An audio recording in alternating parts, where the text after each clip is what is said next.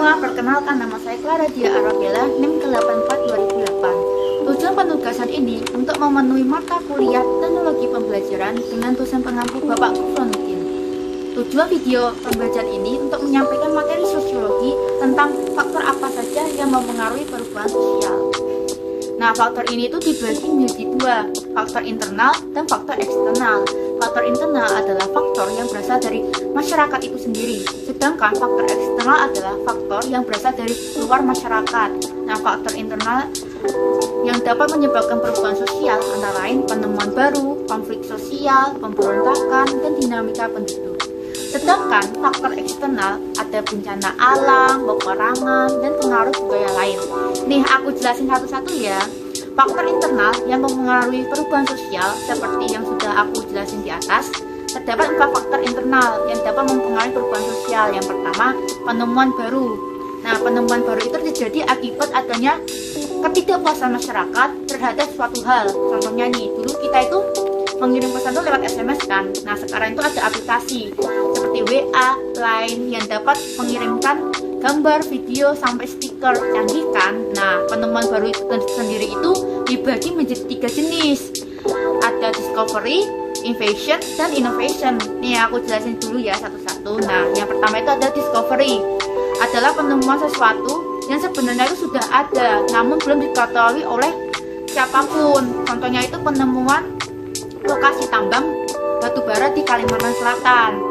Selanjutnya itu ada invention, yaitu penemuan yang benar-benar baru dan diciptakan oleh manusia. Contohnya itu penemuan telepon genggam. Dan terakhir itu innovation atau inovasi, adalah pembaruan atau pengembangan sesuatu yang sudah ada sebelumnya. Contohnya smartphone, wujud dari inovasi barang sebelumnya yakni telepon genggam biasa.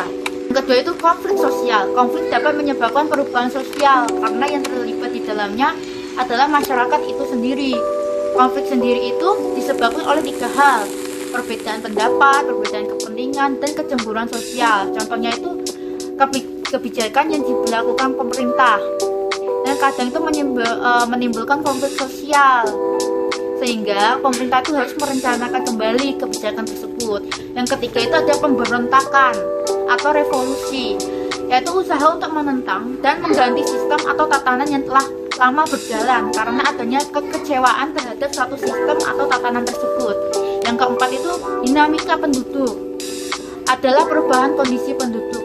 Terdapat 3 hal yang mempengaruhi dinamika penduduk. Yang pertama itu natalitas atau kelahiran, yang kedua mortalitas atau kematian, dan migrasi atau perpindahan penduduk. Nah, sekarang kita masuk ke faktor eksternal yang mempengaruhi perubahan sosial ya. Seperti yang udah aku tulis sebelumnya, ada 3 faktor eksternal. Yang pertama itu bencana alam. Bencana alam yang disebabkan oleh alam dan di luar kehendak manusia. Contohnya seperti banjir, erupsi gunung api, gempa, dan tsunami. Yang kedua itu peperangan. Seperti halnya bencana alam, peperangan juga menyebabkan perubahan sosial karena dapat mengakibatkan hilangnya harta benda dan tempat tinggal. Yang ketiga itu pengaruh budaya lain. Contohnya itu seperti budaya Korea yang kini sudah tidak asing lagi di Indonesia. Nah, budaya Korea ini masuk ke Indonesia itu bisa melalui musik, film, bahkan melalui makanan. Nah, akhirnya bahasan kita kali ini udah aku kupas tuntas ya. Sekarang kamu udah paham kan apa saja sih faktor yang menyebabkan perubahan sosial di masyarakat? Sekian dari saya, terima kasih.